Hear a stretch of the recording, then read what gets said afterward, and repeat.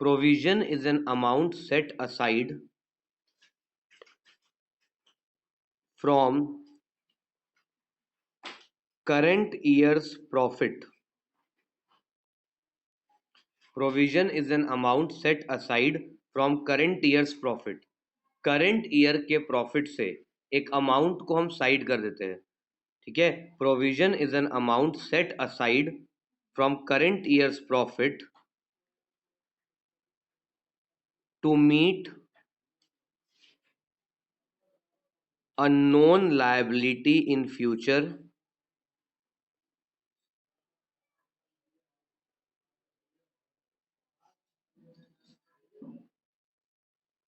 the amount of which is uncertain.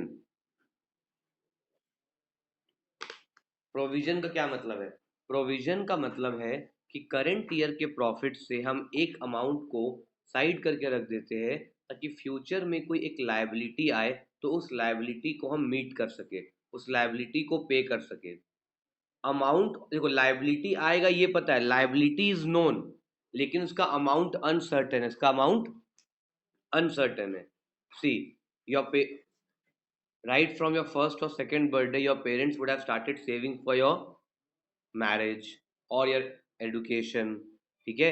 अब depend एक lump sum amount वो सेव कर रहे, दे नो लायबिलिटी तो आएगा कि बच्चे को पढ़ाना है, बट कितना आएगा वो नहीं पता। अगर बच्चा होशियार निकलेगा, काफ़ी अच्छे से पढ़ाई करेगा तो उसके लिए डोनेशन कम लगेगा, पैसे कम लगेंगे। नालायक बच्चा निकला तो उसके पीछे लाखों रुपये डूब जाएगा पेरेंट्स का। कहीं बोलेगा हमको एमबीए करना है, बोलेगा नहीं हमको, आधा हम एमबीए छोड़ के आ जाएगा, हमको एमबीए नहीं करना है, फिर बोलेगा नहीं हमको कुछ और करना है।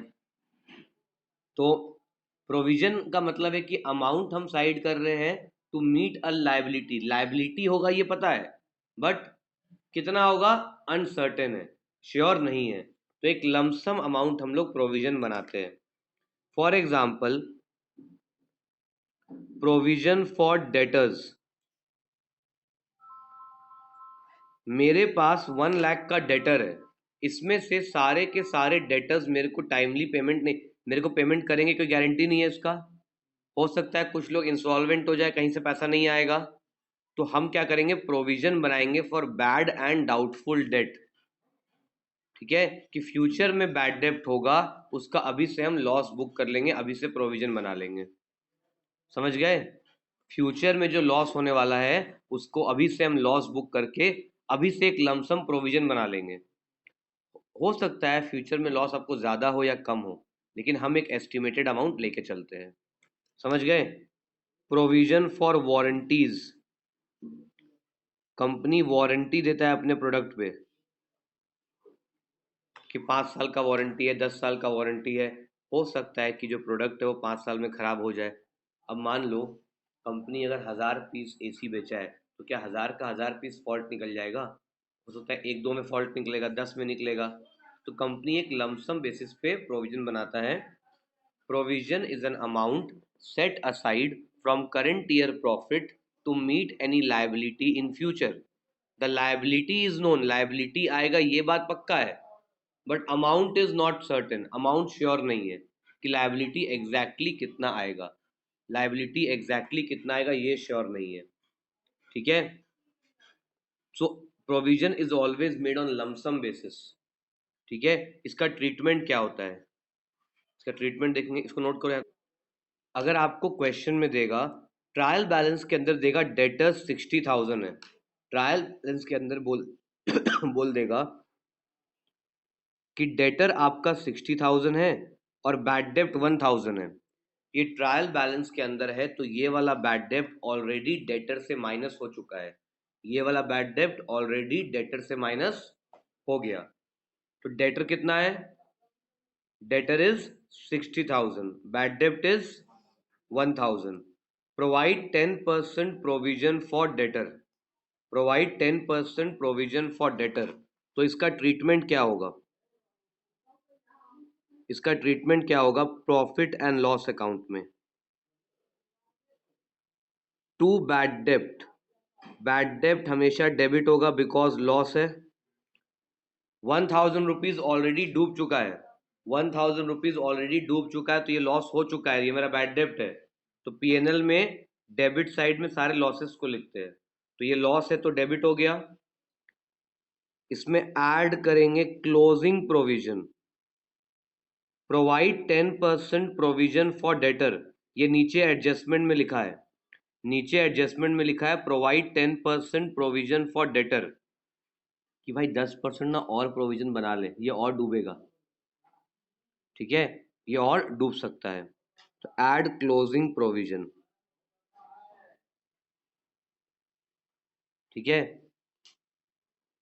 आपके स्कूल के बाहर जो समोसा चाट लगाता है बेचारा, बेचारा बोलेंगे उसको क्योंकि बहुत अत्याचार होता है उसके साथ। एक तो डेली डेली कितना बच्चा खा के भाग जाता है, वो तो बेचारा भीड़ में भूल जाता है, वो तो बैड डेप्ट हो ही रहा है। उसका किसी किसी खास कस्टमर को उधार दे के रखा है, वो बच्चा बच्चा 10 पास आउट कर गया, स्कूल छोड़ दिया, ले डूब गया, पैसा मिलेगा ही नहीं। तो वो अलग टेंशन में रहता है कि डेटर पे उसको भी पता है कि लमसम मेरा हर साल 10% डूबता ही है, तो वो 10% प्रोविजन मान के चलेगा कि प्रोवाइड 10% प्रोविजन फॉर डेटर। तो 10% कितना हो जाएगा, 60,000 का 10% 6,000, टोटल लॉस कितना हो गया, 1,000 ऑलरेडी लॉस हो चुका है, और हम प्रोविजन बना रहे हैं 10% कि ये और डूब सकता है, ये पैसे और रिकवर नहीं होंगे, तो ये भी लॉस है। ये नेक्स्ट एग्जांपल देखिए, डेटर्स इज 60,000, बैड डेप्ट इज 1,000। ये जो बैड डेप्ट है ये ऑलरेडी आपके डेटर में से माइनस हो चुका है। ये वाला बैड डेप्ट जो ट्रायल बैलेंस के अंदर बैड डेप्ट रहता है वो ऑलरेडी आपके डेटर से माइनस हो चुका है। तो डेटर्स 60,000, बैड डेप्ट 1,000, प्रोविजन फॉर बैड डेप्ट 800। सर यहाँ भी प्रोविजन, यहाँ भी प्रोविजन, ये क्या चक्कर है? जो ट्रायल बैलेंस के अंदर दिया हुआ है ये ओल्ड प्रोविजन है। ये कौन सा प्रोविजन है? आपको लिखा नहीं रहेगा, आपको समझना पड़ेगा। ये अभी हम लिख दे रहे हैं, ये ओल्ड प्रोविजन है, ये पिछले साल का प्रोविजन है। हम पिछले साल भी प्रोविजन बना के चले थे कि कुछ पैसा डूब सकता है। देखिए, अकाउंटिंग का जो एक्रूअल कॉन्सेप्ट ये बोलता है कि जिस ईयर का लॉस है उसको उसी साल बुक करना है, ठीक है। तो इस साल का जो लॉस है उसको हमको इस साल ही बुक करना है। हम सेल अगर 2020 में किए हैं तो उसका लॉस हमको 20 में ही बुक करना है। तो इसीलिए हम जितना डेटर आउटस्टैंडिंग है 2020 के एंड में, जितना डेटर आउटस्टैंडिंग होगा उसका उसका लमसम हम एक लॉस जो होने वाला है उसको भी इस साल बुक कर लेंगे। समझ गए कॉन्सेप्ट क्या है? नेक्स्ट ईयर पैसा नहीं मिलेगा तो लॉस हम नेक्स्ट ईयर बुक नहीं करेंगे, हम आज ही उसको एक लॉस बुक कर लेंगे क्योंकि सेल इस साल हुआ है। अब देखिए, ये पिछले साल का प्रोविजन है, पीएनएल अकाउंट में क्या ट्रीटमेंट होगा? टू बैड डेप्ट, जो पैसा रिकवर नहीं हुआ वो बैड डेप्ट हो गया, less opening provision, opening provision less हो जाएगा, माइनस हो जाएगा। क्यों? इस साल मेरा लॉस हुआ 1,000, इसमें से 800 हम लास्ट ईयर ही बुक कर लिए। 1,000 का लॉस हुआ है जिसमें से 1,000 का लॉस हुआ है जिसमें से 800 लॉस हम लास्ट ईयर ही बुक कर लिए, तो इस बार दोबारा से बुक नहीं करेंगे। सोचो ना, 1,000 का एक्चुअल लॉस कितना हुआ? एक्चुअल लॉस कितना हुआ? 1,000। हम पिछले साल प्रोविजन कितना बना लिए थे? 800। तो मेरा पॉकेट से कितना गया? और समझ गए? लेकिन कहानी खत्म नहीं हुआ है। यहाँ पे ओपनिंग प्रोविजन को लेस क्यों कर रहे हैं? बिकॉज ये पिछले साल ऑलरेडी हम लॉस बुक कर लिए थे, तो इस साल वापस से इसको लॉस बुक नहीं करेंगे। ये ऑलरेडी लास्ट ईयर हम लॉस बुक कर चुके हैं। Clear? Add closing provision, closing provision, make provision equal to 5% of debtor. Debtor का देखिए, जो डूब गया तो डूब गया, अभी हमको लग रहा है फ्यूचर में और डूबेगा, ये 60,000 जो मेरा डेटर है, इसमें से मेरे को लग रहा है कि 5% रिकवर नहीं होगा, तो क्लोजिंग प्रोविजन 60,000 का 5%, 3,000, 1,000 माइनस 800 प्लस 3,000, 3,200 का लॉस हो गया।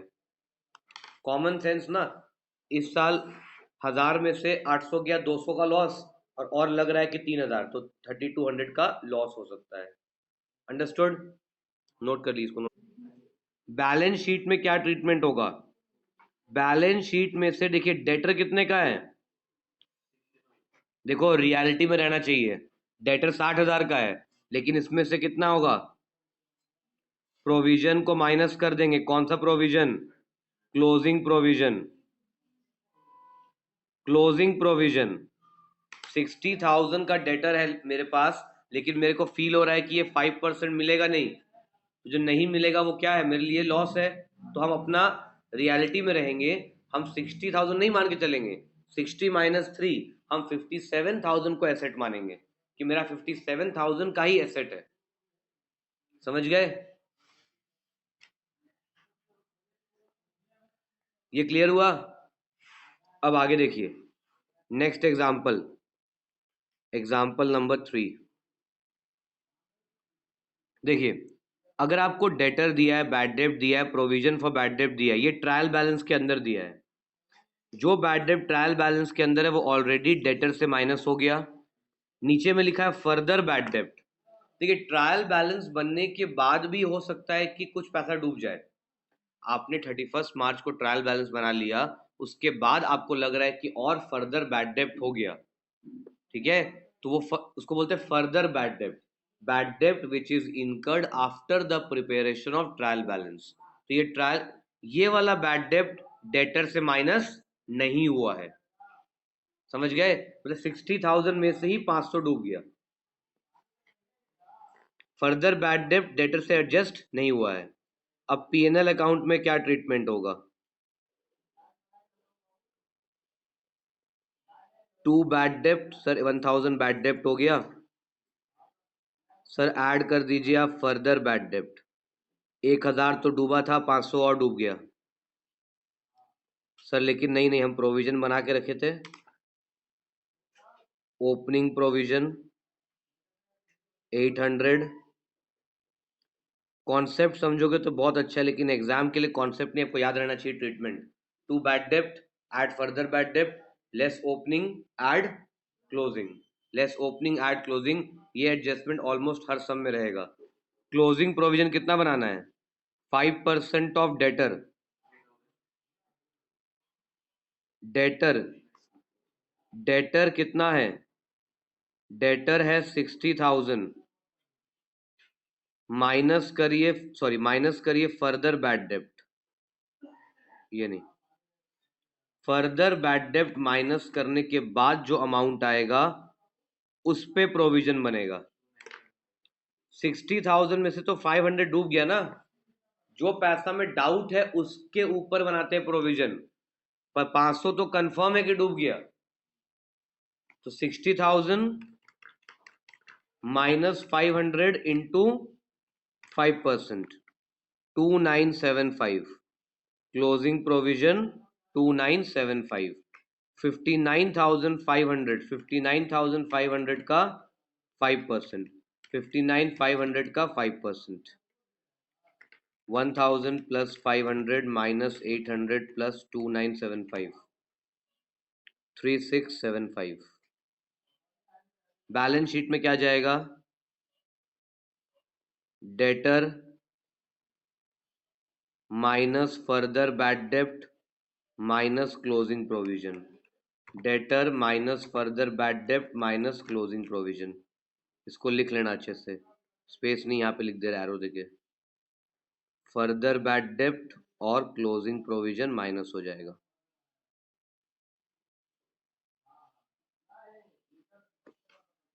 क्लियर? बैलेंस शीट में debtor minus further bad debt minus closing provision. तो ये था treatment of bad debt, bad debt का ट्रीटमेंट, ओपनिंग प्रोविजन का ट्रीटमेंट, क्लोजिंग प्रोविजन का ट्रीटमेंट और फर्दर बैड डेट का ट्रीटमेंट।